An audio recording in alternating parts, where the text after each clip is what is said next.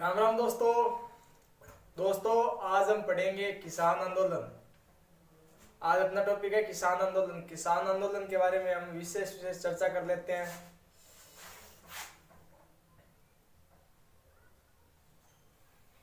अपना टॉपिक है आज का किसान आंदोलन। किसान आंदोलन क्यों हुआ था,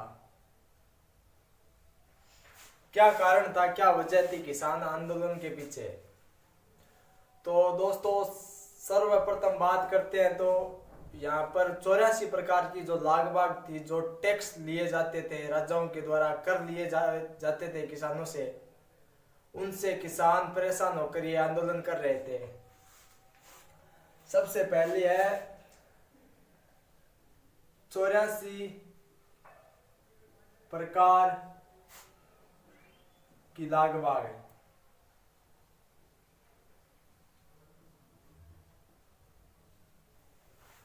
पहले तो ये बात है दोस्तों कि किसानों से राजाओं के द्वारा यहाँ 84 प्रकार के लागबाग यानी टैक्स कर लिए जाते थे। प्रमुख कारण, मेन कारण तो यही है किसान आंदोलन का। और दूसरा, इसमें अलग अलग प्रकार के टैक्स लगते थे। सबसे पहले कुंता,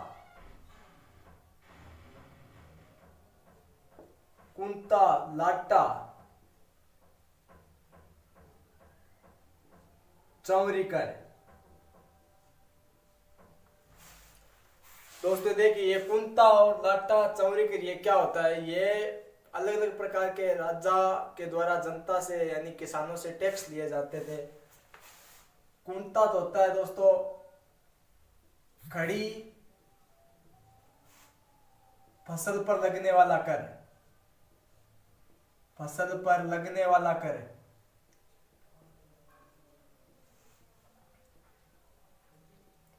लगने वाला कर। कुंता ये होता है दोस्तों कि खड़ी फसल पर लगने वाला, जिया फसल खड़ी है, खड़ी फसल के ऊपर जिया आप कहीं क्या कोई कूंत दिया कोई चीज आ 4 कुंटल है, 5 कुंटल है, तो ये आइडियल का 4-5 के बिचाड़े जिया 4 कुंटल आप कूंत गए, एक अंदाजो लगा ले वहां बिन हिसाब हूं जिया कुंता खड़ी फसल के ऊपर जिया कर लाग गया कर तो बिन कुंता बोले। लाटा फसल निकालने के बाद, निकालने के बाद फसल को निकालने के बाद जो कर लिया जाता था उसको लाटा कहते हैं। दोस्तों जब फसल निकाल लेते थे किसान, तो फसल निकालने के बाद जैसे 20 कुंटल हुई है तो 20 कुंटल में से 15 कुंटल जैसे राजा की है, तो उसके बाद जितना वो परसेंट कर लगाते थे टैक्स, उसके ऊपर उतनी वो राजा को देनी पड़ती थी। ये टैक्स लगते थे अलग अलग पर। चौरी कर, यह सबसे इम्पोर्टेंट, लड़की के विवाह पर, लड़की के विवाह पर लिए जाने वाला कर। जानने वाला कर। दोस्तों यह होता है लड़की के विवाह पर लिए जाने वाला कर। जब लड़की की शादी होती थी तो उसके ऊपर एक कर लगता था 5 रुपए का। उस टाइम तो दोस्तों 5 रुपए बहुत थे, आज के लाखों के बराबर थे 5 रुपए। तो लड़की की विवाह पर 5 रुपए का कर लगता था, 5 रुपए का कर।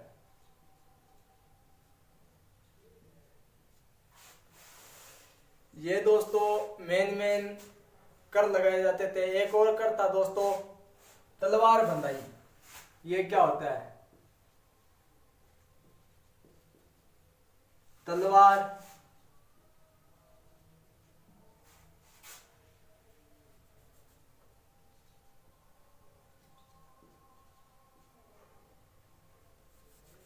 बंधाई। तलवार बंधाई दोस्तों, ये जब भी कोई नया राजा बनता था, या इसको तलवार उत्तराधिकारी बोल दो,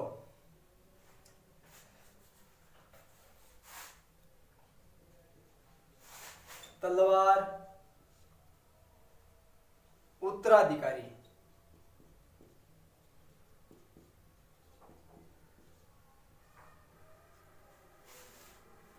दोस्तों जब भी कोई नया राजा बनता था तो इसके ऊपर एक कर लगता था, तलवार उत्तराधिकारी। जब जनता है वो राजा से मिलने जाती थी तब राजा के लिए कोई ना कोई गिफ्ट लेकर जाना पड़ता था। गिफ्ट के अंदर सोने चांदी के आभूषण वगैरह, जो भी कुछ तोहफा लेके जाते थे, तोहफा वो राजा को भेंट करना होता था, उसको तलवार बंधाई बोलते थे। इसमें अपमानित कर, अपमानित कर, अपमानित कर वह प्रथा राजपूतों ने मुगलों से ली थी, मुगलों से ली थी, मुगलों से ली थी। दोस्तों तलवार उत्तराधिकारी या अपमानित यह प्रथा थी जो राजपूतों ने मुगलों से ली थी। इतना आपको समझ में आ गया होगा दोस्तों। 84 प्रकार के लाग बाग, कुत्ता, खड़ी फसल पर कर लगने वाला कर होता है उसको कुत्ता बोलते थे। लाटा, फसल के निकाल लेने के बाद जो भी कर लगाया जाता था उसको लाटा बोलते थे। और उसके बाद चौरी कर, लड़की की शादी के ऊपर है 5 रुपए का टैक्स लागतो, बिन चौरी कर बोला है। जो विवाह पर लिए, लड़की के विवाह पर लिए जाने वाला 5 रुपए का कर। तलवार उत्तराधिकारी ये प्रथा राजपूतों ने मुगलों से ली थी। दोस्तों इतनी बात आपको समझ में आ गई होगी। आगे इतना मिटा देते हैं, फिर उसके आगे लिखते हैं।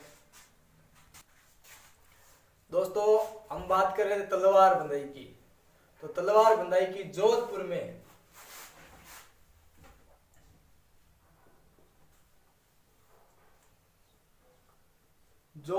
में इसे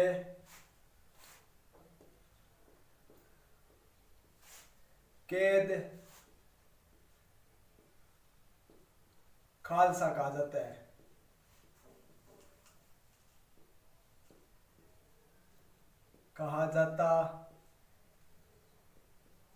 जोधपुर में इसे कैद खालसा कहा जाता है। अजीत सिंह ने इसे हुक्मनामा नाम दिया है। अजीत सिंह ने इसे हुक्मनामा नाम दिया है।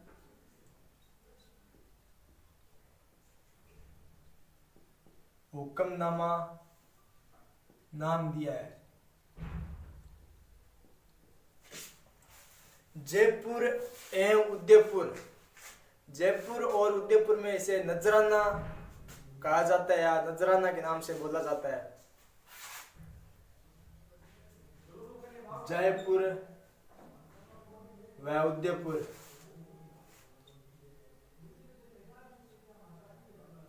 उदयपुर में इसे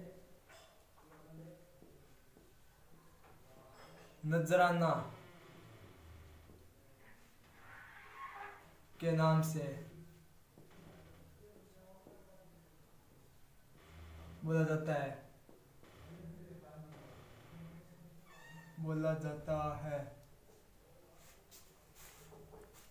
दोस्तों जोधपुर में इसे कैद खालसा के नाम से जाना जाता है और अजीत सिंह ने इसे हुक्मनामा नाम दिया है। जयपुर और उदयपुर में इसे कैद खालसा के से नजराना के नाम से बोला जाता है। तो दोस्तों अब हमने ये मेन जो कारण थे किसान आंदोलन के वो पढ़ लिए थे। अब हमारा पहला किसान आंदोलन है बिजोलिया का किसान आंदोलन। चालू कर दी मैं। अब हम पढ़ेंगे दोस्तों, अपना पहला किसान आंदोलन है बिजोलिया का किसान आंदोलन। भारत का ये सबसे लंबा चलने वाला और अहिंसात्मक आंदोलन और सबसे लंबा किसान आंदोलन था बिजोलिया का, जो 44 वर्ष तक चला था। 44 वर्ष। लिखो दोस्तों, भारत का सबसे लंबा चलने वाला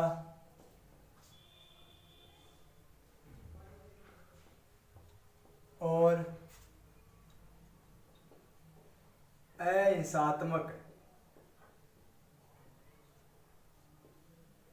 आंदोलन।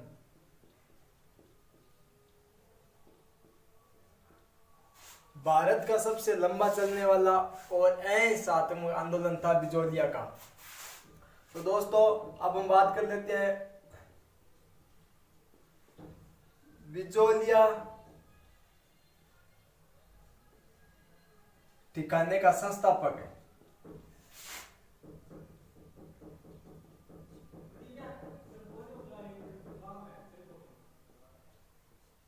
बिजोलिया ठिकाने का संस्थापक अशोक परमार एवं जयदेव जो यूपी के थे।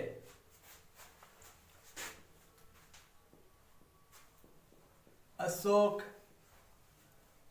परमार व जयदेव कहाँ के थे दोस्तों?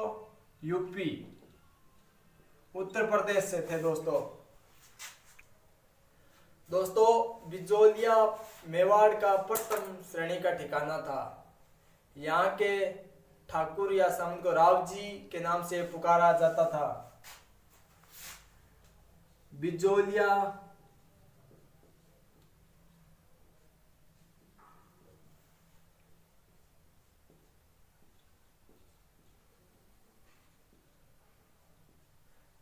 मेवाड़ ठिकाने मेवाड़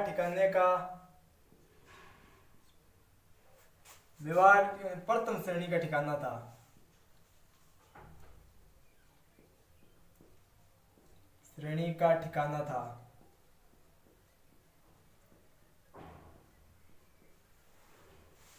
बिजोलिया मेवाड़ का प्रथम श्रेणी का ठिकाना था दोस्तों। यहाँ के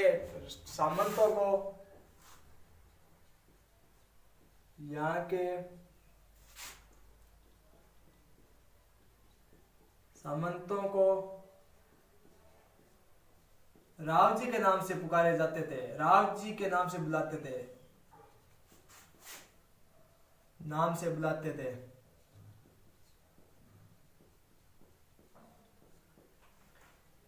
थे।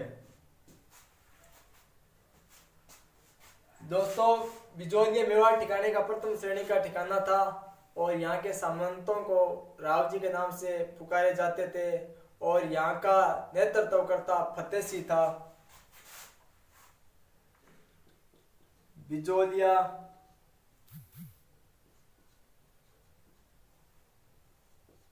आंदोलन में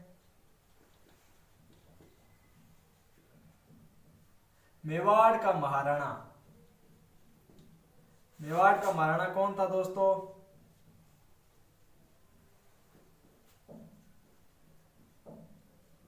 मेवाड़ का महाराणा फतेह सिंह था।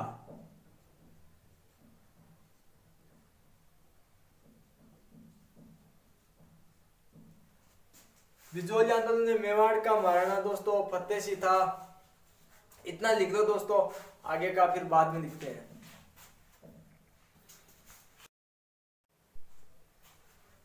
दोस्तों बिजोलिया में 84 प्रकार की लाग बाग ली जाती थी।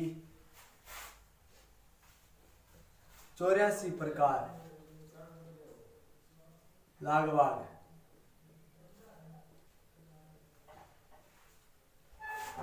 बिजोलिया में किसानों से 84 प्रकार के टैक्स लिए जाते थे, जिसके कारण किसान इकट्ठा होकर ये आंदोलन किया था।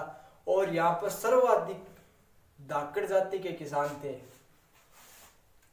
पूछ लिया जाए सर्वाधिक किसान कौन सी जाति के थे? सर्वाधिक धाकड़ जाति के किसान थे। धाकड़ जाति के किसान थे।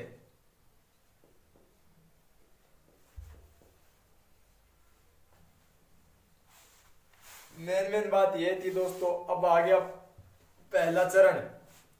अब लिख लेते हैं प्रथम चरण।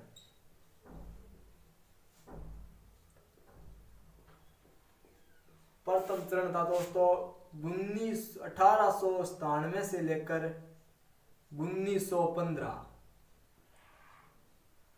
पहला चरण था दोस्तों 1897 से लेकर 1915।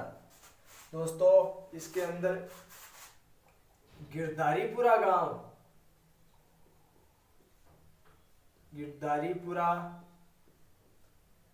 गांव में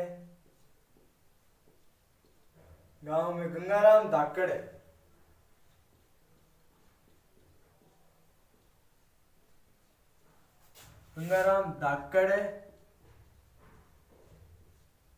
के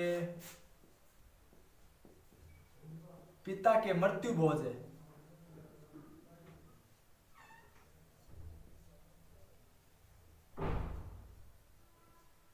भोज पर किसान एकत्रित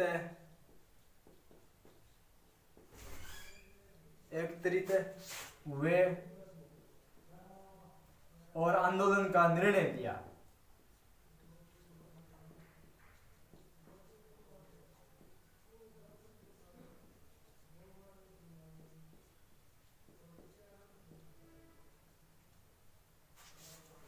दोस्तों गिरधारीपुरा गांव में गंगाराम धाकड़ के पिता की मृत्यु भोज पर यहाँ किसान एकत्रित हुए थे।